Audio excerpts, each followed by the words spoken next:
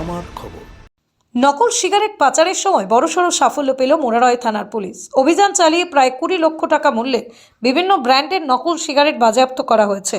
ঘটনায় এক পাচারকারীকে গ্রেপ্তার করা হয়েছে। ধৃতের নাম শম্ভু রবি দাস। তার বাড়ি পাটনা জেলাতে। পুলিশ সূত্রে জানা যায় 15 ফেব্রুয়ারি রবিবার গভীর রাতে একটি 4 চাকা গাড়ি বহরমপুর থেকে পাটনার উদ্দেশ্যে যাচ্ছিল। সেই সময় বীরভূম ঝাড়খণ্ড সীমান্তে মোরারয় মহেশপুর রাস্তায় নাকা চেকিং চলাকালীন গাড়িটিকে আটক করে পুলিশ। জিজ্ঞাসাবাদের সময় গাড়ি চালক কোনো বৈধ নথি দেখাতে না পারায় পুলিশের সন্দেহ বাড়ে। চালক একটি ছাপাখানার চালান দেখালেও গাড়িতে তল্লাশি চালিয়ে পুলিশ উদ্ধার করে 24 পেটি নকল সিগারেট।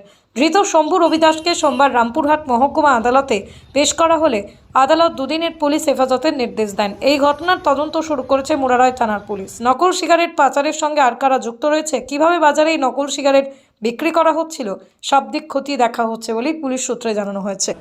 মোরারই থানার অফিসিয়াল যখন মোবাইল ডিউটি পারফর্ম করছিল, সেটা হচ্ছে গত 15 তারিখের ঘটনা।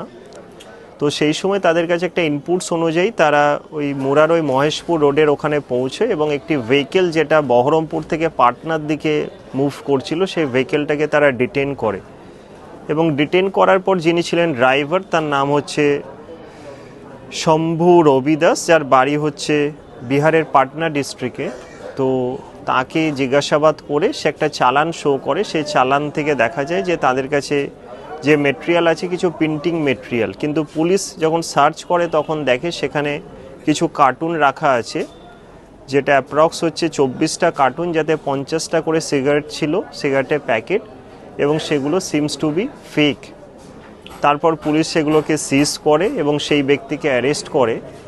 তো অ্যারেস্ট করার পর তাকে কোর্টে প্রডিউস করা হয়, রামপুরহাট এসিজিএম কোর্টে, এবং তার রেসপেক্টে 5 দিনের পুলিশ রিমান্ডে প্রেয়ার ছিল। অর্থাৎ এই ফেক সিগারেটগুলো তারা কিভাবে প্রিপেয়ার করছে এবং কোথায় তারা অ্যাকচুয়ালি সাপ্লাই করছিল বা মার্কেটে এগুলো কীভাবে তারা সেল করে, এই সমস্ত বিষয়টা ইনভেস্টিগেশনে উঠে আসার জন্য লার্নেড কোর্ট 2 দিনের পিসে অ্যালাউ করে। বাসন্তী দেবী গাঙ্গুলি ফাউন্ডেশনের বৃদ্ধাবাস সেবা করাটাই মূল উদ্দেশ্য আমাদের। তাই অশীতিপর বৃদ্ধাদের পরম যত্নে আগলে রাখছি আমরা। রয়েছে অন্ন, বস্ত্র এবং সুচিকিৎসার ব্যবস্থা। ঠিকানা Kalikapur colony, ward number 22, Bolpur. সাক্ষাৎ ও পরিদর্শনের সময় সকাল 10টা থেকে দুপুর 1টা পর্যন্ত। বিস্তারিত জানতে 7063472820 এই নম্বরে যোগাযোগ করুন। বোলপুরের ভুবনডাঙ্গায় নজরুল পথের পাশে তৈরি হচ্ছে অভিপ্সা অ্যাপার্টমেন্ট।